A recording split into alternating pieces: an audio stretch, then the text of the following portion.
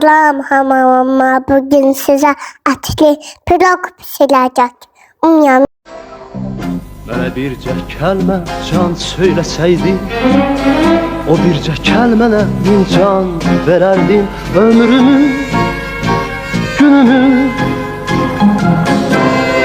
dərd eyləsəydin, ömrümü, günümü dərman verərdim. Ömrümü, günümü dərd eyləsəydin, ömrümü, günümü dərman verərdim.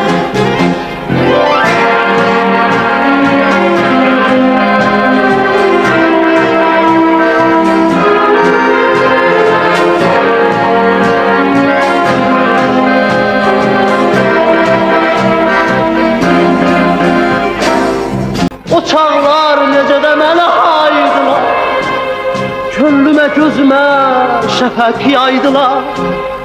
Keçən günlərimi qaytaraydılar, gələn günlərimi qurban verərdim.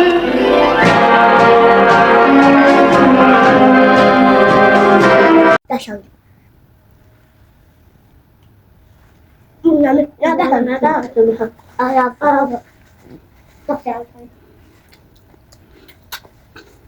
Nada. Araba. Nada şöyle bak.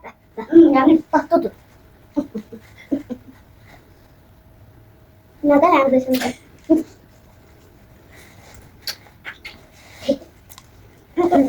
Ayağı. Nada sen?